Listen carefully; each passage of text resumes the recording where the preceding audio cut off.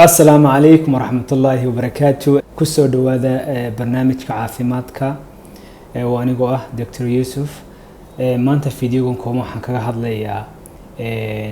حكيها مركو جوه حكيها روجا هذه تشرو حلية هي حكيها هراء أما حكيها الراد أما يحكيها الدمبات مركا حكيها مركو جوه وحو هذه تشرو آدي حكيها وجوه ضدك عيارة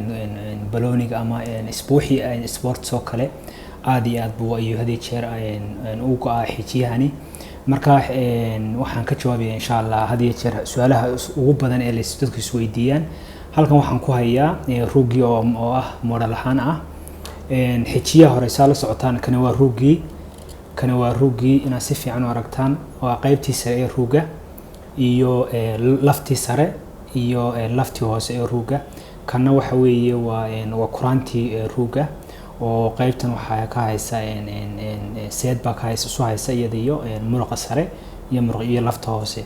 marka sida aan ku aragtaan xijiyaha hore si fiican baa idin tusaya waa kaas waa xijiyo ka hore waayo dad fara badan baa marka la dhaho waxa lagu sameeyaa in isku tiritaan la sameeyo isku xiriirin la sameeyo seedaas markuu xijiyahaas ku go'o dad badan ayaan fahmin oo waxa weeye marka fiidiyogan wuxuu ka caawinayaa handuu adiga ama qof kale oo family-gaaga ama cid maalmaha kamid ah ay wax noqdo oo lagu dhaho si aad u fahanto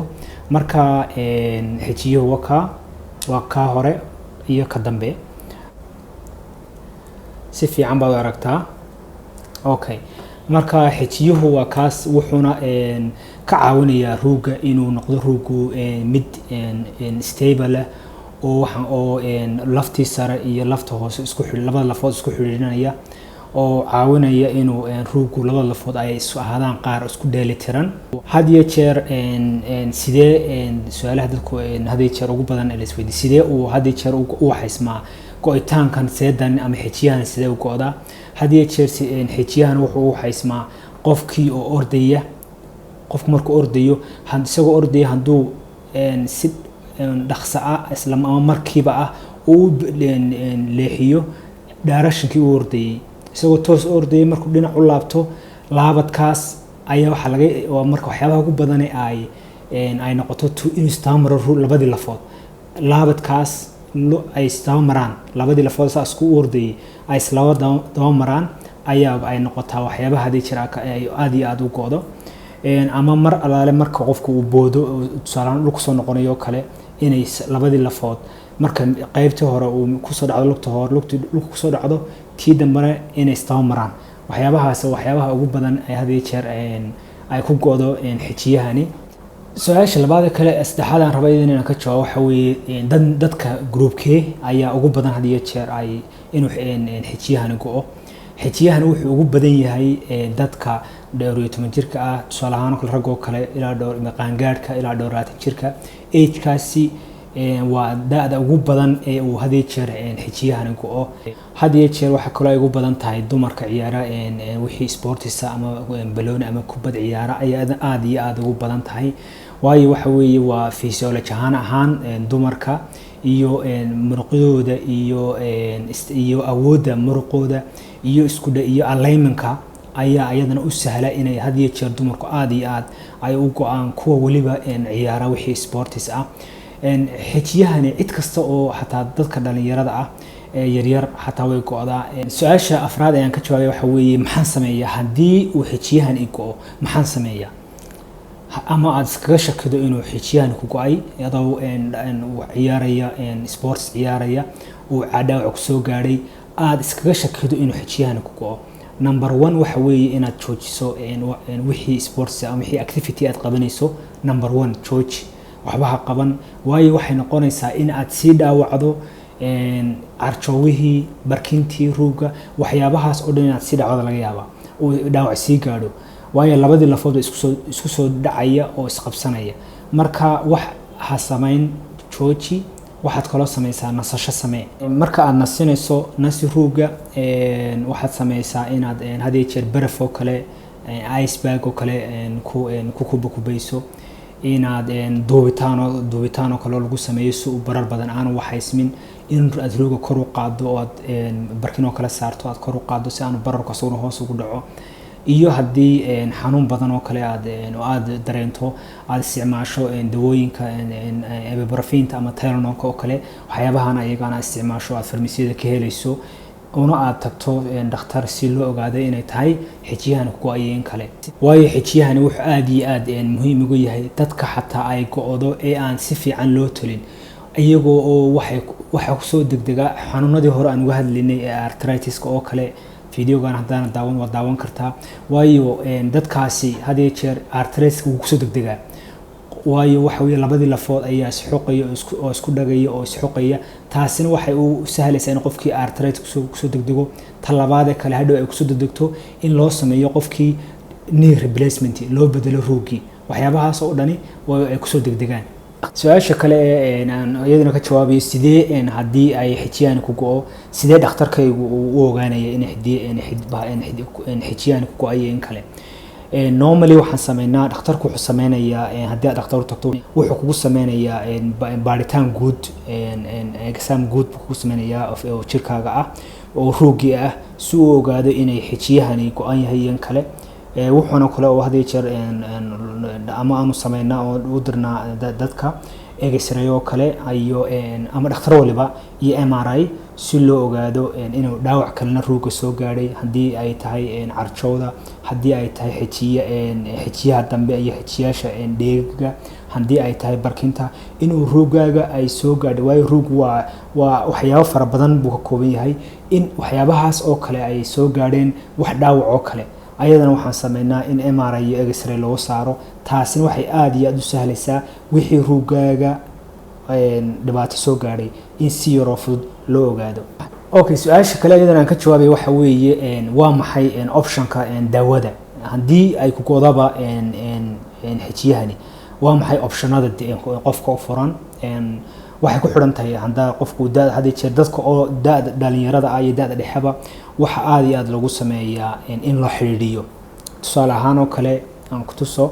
in dib la iskugu talo in seedii xijiyihii la iskugu talo oo dib la iskugu xiriiriyo taana sida la iskugu talaya waxa weeye qayb kamida seedaha jirkaaga ama rooga qaybta dibadda ayaa ama qayb kamida xijiyahaaga seedahaaga jirka ayaa la soo graft loo sameeyaa oo la soo goynaya kadib waa la isku xiriirinaya oo si tii hore ahayd ba loo sameeyaa oo lagu xiriiraya waxaan lagu sameeyaa scope kale oo ah kamarad rooga hareeraha laga daloolinayo kaasina waxa weeye waa operation aad iyo aad u fudud oo qofku soo galay tusaale ahaan subaxdii marka timaado hospitaalka lagu sameeyo operationka aad galabtiiba ka bixi karto hospitaalka ama hadii habeenka joogto maalinta kale aad ka baxayso qaarkood dadka waaweyn oo kale ama dadka daada waaweyn ama dadka hadii jeer aan sameeynin wax sportisa ama wax ciyaara ama wax activity aan sameeynin dadkaas oo kale ayadana waxa loo sameeyaa dadka qaarkood waxay ku xirantahay qofku inuu arthritis leeyahay oo kale roogiisu leeyahay marka dadka waxa kamida qayb ba kamida iyagana aan la xiriirin waana suurtagal oo la iska daayo oo qofku oo loo sameeyo physiotherapy jimicsi ahaan iyo in lagu xiro la duubo oo bracing lagu sameeyo kadib ay iska bogsato xijiyahaas laakiin taasina waxa weeye qofka chance aad iyo aad u fara badan ayaa waxa kamida in qofkii arthritis ku soo degdego taasina waxa ugu badan ee rooga waxyeeleeya ee u baahan roogu noqdo hadhow in la bedelo ama qofkii shaqadiisii ka gaabinayo aanu shaqo fiican sameeynin aan roogi kala baxaynin su'aasha ayadana aan kale rabo inaan ka jawaabo waxa weeye hadii aan xijiyaas uu ku go'o aan isku xiriirin maxaa riski ah waxyaabaha ugu badan waxa weeye waxa kugu soo degdegaya saan hore uga hadlay waxa weeye arthritis-ka number 1 waa waxay kugu soo degdejinaya in carjowdii roogaaga lafta carjowdii ay baaba'do kadibna uu roogaaga isku soo dhaco qofkii lagu hoqalo samaan waxyaabahaas oo dhan waxa weeye waxyaabaha riskiga ku ah qofka su'aasha ugu dambaysa waxa weeye waa maxay technique ayaa waxyaabaha farsamooyinka aad isticmaalayso si aad u yareyso inaanay xijiyahan ku goyn handaad tahay qof dhalinyaro ah oo kubadda ciyaara ama qof hadii jeer iska active oo sports kala duwan sameeya waxa muhiim ah inaad sameyso had iyo jeer muruqyadaada aad sameyso jimicsi u sameyso aad ilaaliso in muruqyadaadu jimicsi loo sameeyo ayna balance ahaadaan isku dheelitirnaadaan ugu dambeynna waxa weeye aan kusoo gabagabeynayaa qofku goormo ku bogsanaya haddii loo sameeyo loo xidhiidhiyo xijiyahan uu go ACL-ka loo yaqaano waxa uu had iyo jeer isaguna waa qaadanaya in operation-ka markaas la maalin loo sameeyo qofku waayo maaha waxaan open ama la furayo ama la jeexayo qalina waa qalin lagu sameynayo scope oo kamarad lagu sameynayo marka waxaan kusoo gabagabeynayaa fiidiyogan oo aad iyo aad muhiim u ah haddii xijiyahaas ama meniscusku adoo dhalinyaro ah ama da'da dhexe ah ay wax ku noqdaan oo dhaawac kaa soo gaadho aad iyo aad waxay muhiim u tahay in lagu sameeyo camaliyad scope-ka la daldalooliyo kamarada lagu sameeyo waayo waa waxyaabaha ruuga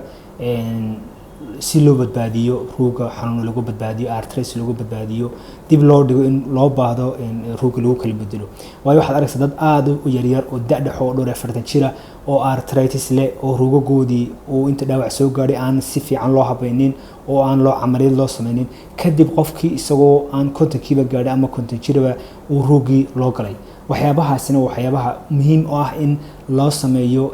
aan fiidin ugu talagalay fiidiyodan wacyigelinta ah inuu qof waliba ay gaadho uuna kana faa'iideysto marka aad iyo aad ba mahadsantihiin waano iyo kulanti dambe waanigoo ah Dr. Yusuf aad baan salaamaya bye